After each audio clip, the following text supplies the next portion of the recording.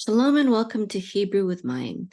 We recently celebrated Rosh Hodesh Kislev, which is one of the months of the Jewish calendar, where we celebrate the Jewish holiday of Hanukkah.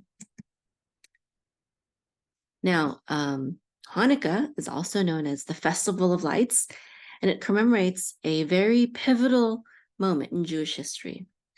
So as the story unfolds, in the 2nd century BCE, this was a time when the land of Israel was under the rule of the Syrian Greek Empire.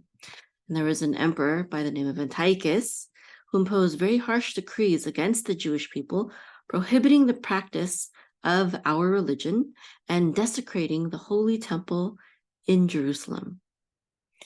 What's very interesting about this Hanukkah is that, again, we have evil empires, evil powers that are imposing harsh decrees against the Jewish people, particularly and especially in the land of Israel, just like in the original story of Hanukkah.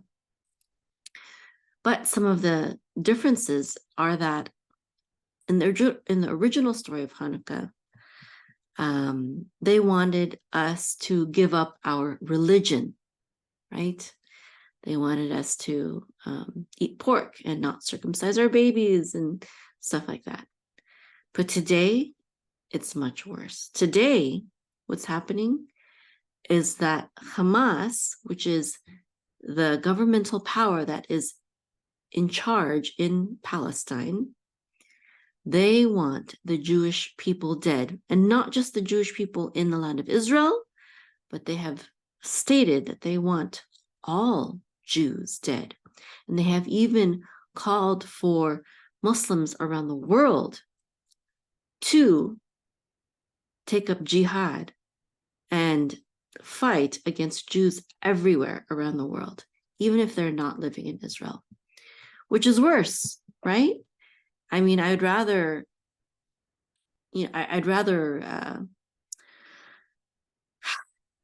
want to die, but if given the choice of either dying or, being persecuted for my religion, I would rather be persecuted for my religion. At least I have a fighting chance to live and to carry on in the next generations to come through my descendants. Anyways, in response to Antiochus, there was a small band of Jewish fighters known as the Maccabees who led a revolt against the mighty Greek army. And despite being heavily outnumbered, just as we are today, Jews represent a very small percentage of the population of the world, especially compared to the other religions of the world, especially monotheistic religions. And despite being heavily outnumbered back in that day, the faith of the Maccabees and the Jewish people at the time and their determination led them to an astonishing military victory. When they reclaimed the temple, the Maccabees sought to rededicate it and light the menorah, a symbol of God's eternal presence. However, they found only a single vessel of pure olive oil, as the legend goes, enough to last just one day. And miraculously, this small amount of oil burned for 8 days, the time needed to prepare more oil. And this is a miracle that is very dear to the Jewish people and is commemorated as part of the Hanukkah celebration. And it's marked by the lighting of the menorah for 8 nights. Now, this lighting of the menorah, and even though it's just a legend, some people say, "Oh, we don't know that it really happened. It's only mentioned in the Talmud many years after." I don't think that's the main point. The main point of this ritual of lighting the menorah has a parallel to the Maccabees. Just like there was a little bit of oil, there was only a few Jews that were willing to fight a mighty empire. And the faith and the might and the boldness and the bravery of this small group of people, this small group of Jews, was able to defeat and gain us freedom and the continuity of our people. And so just like there was just a little bit of oil, and it's the same thing as the story of David and Goliath, right? David was just one small boy, one small shepherd boy with just a few stones, but he defeated Goliath. It's the same theme. It's the same theme in the lighting of the menorah. It's the same theme as with the story of the Maccabees. It's the same with David and Goliath. And it's the same with all of God's people today. We often feel like, and we probably are, like we are in the minority. Like we are in the minority when we compare ourselves to the rest of the world. And who is standing for God's ways? Who is standing for the Torah? Who is standing for the Bible? It seems like there's only a few of us. Who is standing with Israel? It's the minority of the population of the world. It's the minority of the United Nations when they come together. It's always a minority. And you know what? Noah and his family were also a minority. Lot and his family were also a minority. We should not be afraid of being in the minority. Being in the minority does not mean that we are wrong. And when we stand with God, it doesn't matter if we are in the minority. With the creator of the universe, we are mightier than any force, any crowd, any population, any mob, any nation, any group of nations in the whole entire world. So let's remember that. As we stand for Israel, as we stand for our faith, as we stand for the values in the Torah, in the Bible, if you're Christian, as you stand for the Jewish people, even if your friends and family may not, know that if you are standing for God, you may be in the minority, but this is the path to eternity. Many nations have come and gone, have risen and fallen, but Israel is still here. And that can't be said for many of the nations mentioned in the Bible. And according to prophecy, Israel will be the only nation that will last throughout time. And it's dear to the heart of the Creator who chose the people of Israel. And God doesn't make mistakes. There's people that believe that the Jewish people have been displaced, but that would mean that God makes mistakes and he had to do things over. The creator of the universe doesn't make mistakes. We are the ones that are imperfect, and he knew that from the beginning. But that doesn't mean that he threw us away. He says in the Bible that he will bring us back to our land, and that the people who bless Israel will be blessed, and that the nations who curse Israel will be cursed. I stand on the word of God. And this Hanukkah, I invite you to do the same. I invite you to stand in solidarity with the Jewish people and in support of the nation of Israel.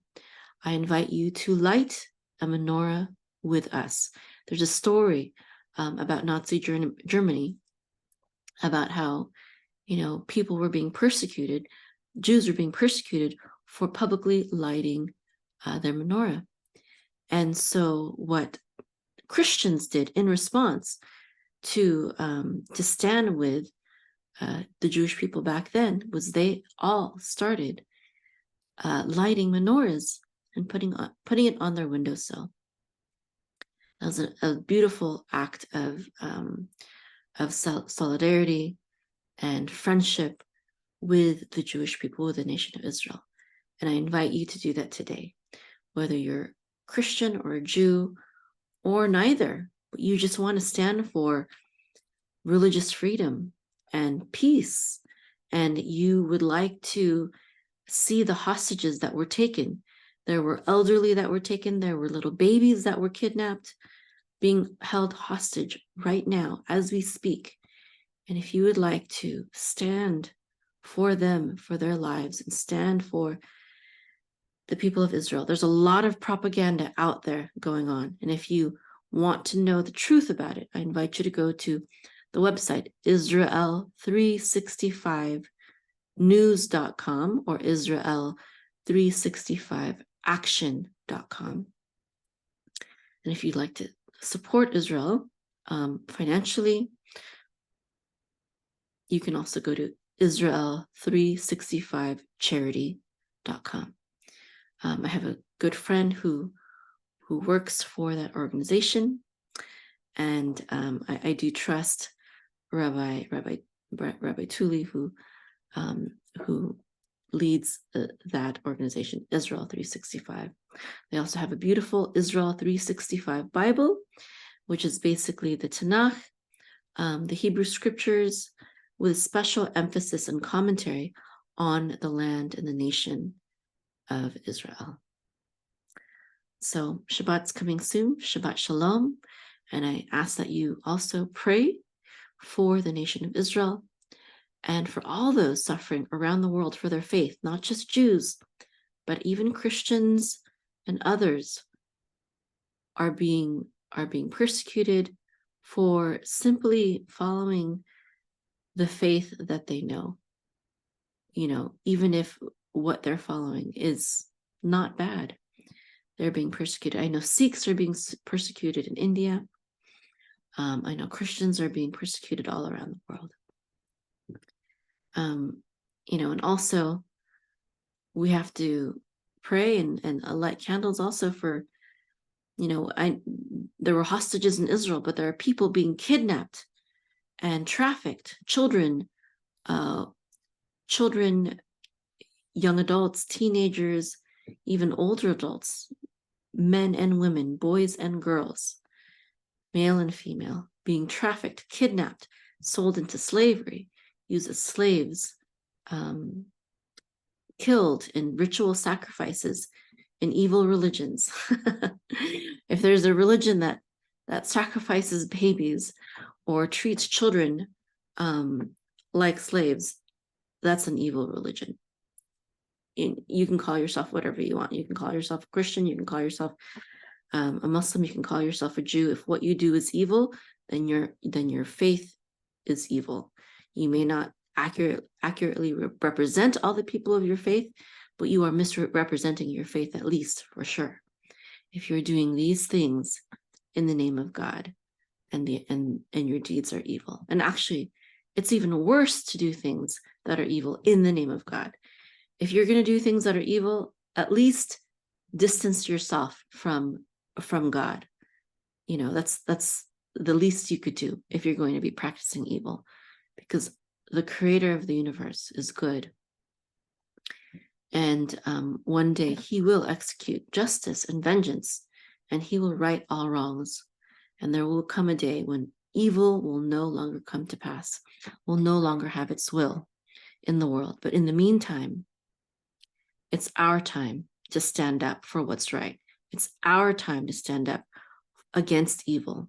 Yes, sure, we may all be, Christians and Jews, we may all be expecting a Messiah to come, but until Messiah comes, we are the ones who are chosen.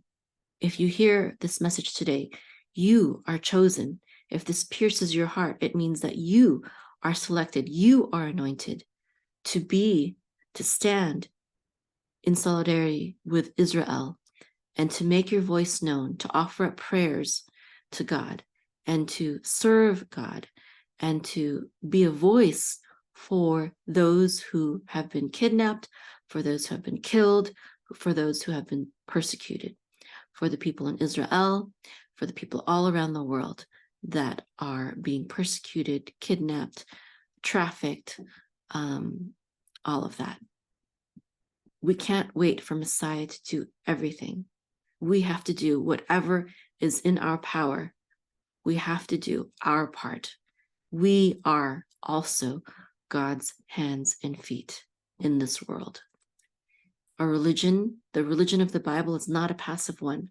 We are not a people. The people of the book are not people who wait for God to do everything. Remember when Moses rose up his hands when the Pharaoh's army was coming, God said, why are you praying to me? Go. go, act. Stop praying. We pray as we are acting.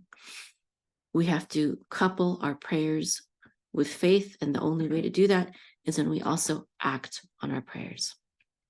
Shabbat Shalom. And happy Hanukkah. It's coming real soon.